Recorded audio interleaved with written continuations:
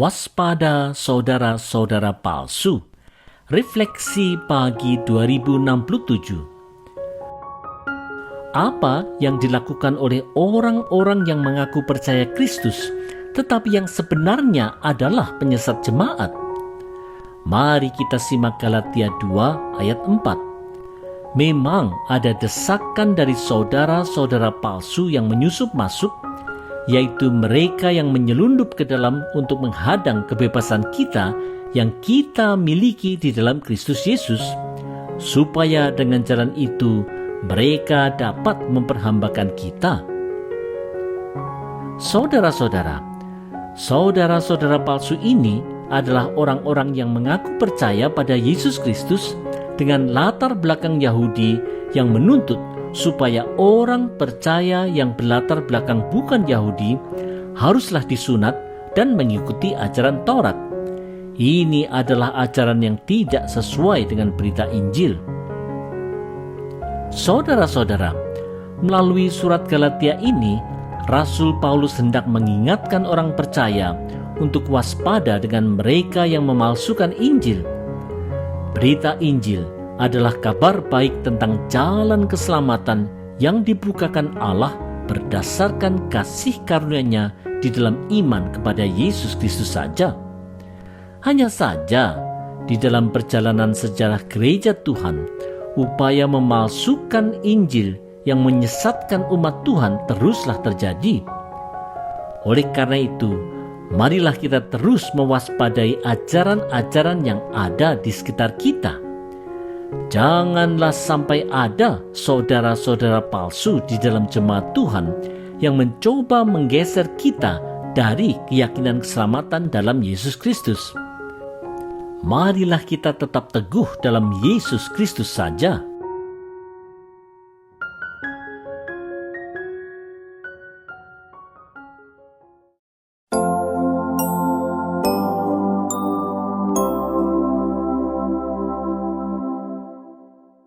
Mengutamakan kebenaran Injil. Refleksi pagi 2068. Bagaimana sikap Rasul Paulus terhadap saudara-saudara palsu di jemaat-jemaat Galatia yang mengajarkan berita Injil yang tidak benar? Mari lihat sikapnya di Galatia 2 ayat 5. Tetapi sesaat pun kami tidak mau mundur dan tunduk pada mereka, agar kebenaran Injil dapat tinggal tetap pada kamu. Saudara-saudara, kebenaran Injil yang disampaikan Rasul Paulus ini adalah bahwa orang-orang dari latar belakang bukan Yahudi hanya perlu beriman pada Yesus Kristus saja untuk beroleh keselamatan tanpa harus disunat dan melakukan tradisi Yahudi. Walaupun ada pengajar di jemaat yang menentang keras kebenaran Injil ini, Rasul Paulus tetaplah teguh dan tidak mau mundur atau tunduk kepada mereka. Saudara-saudara, di sepanjang sejarah gereja, tentu banyak aturan dan tradisi yang berkembang begitu luas, bahkan begitu mengikat, sampai-sampai kebenaran Injil dalam Yesus Kristus menjadi makin tersingkir. Penegakan aturan dan tradisi gereja bahkan menjadi lebih utama dibandingkan dengan iman percaya yang murni dalam Yesus Kristus, sehingga gereja bisa-bisa malah makin menjauh dari kebenaran Injil. Ini tentu hal yang harus diwaspadai oleh kita semua di masa kini.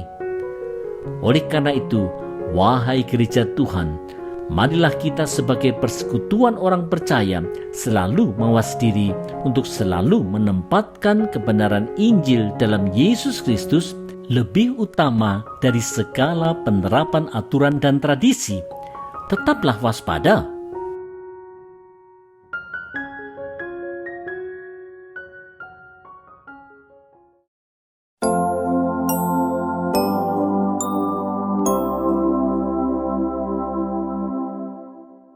Melayani dalam perbedaan. Refleksi pagi 2069. Para pengajar sesat rupanya mencoba merendahkan Rasul Paulus dengan membandingkannya dengan Rasul Petrus Yohanes atau Yakobus yang dianggap lebih terpandang. Apa tanggapan Rasul Paulus tentang hal itu? Mari lihat Galatia 2 ayat 6. Dan mengenai mereka yang dianggap terpandang itu, bagaimana kedudukan mereka dahulu, itu tidak penting bagiku, sebab Allah tidak memandang muka. Bagaimanapun juga, mereka yang terpandang itu tidak memaksakan sesuatu yang lain kepadaku.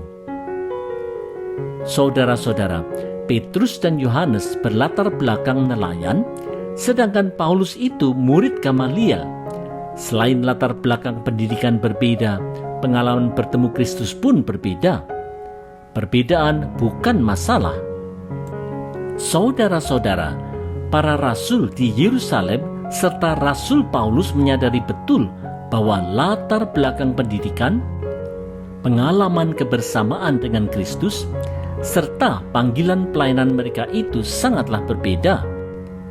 Para rasul di Yerusalem melayani orang yang berlatar belakang Yahudi. Rasul Paulus melayani mereka yang berlatar belakang bukan Yahudi.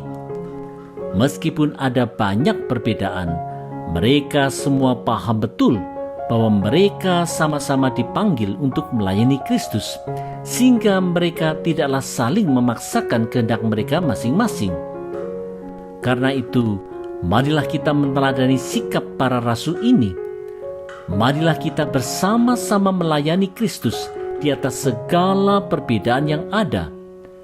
Allah memang tidak memandang muka.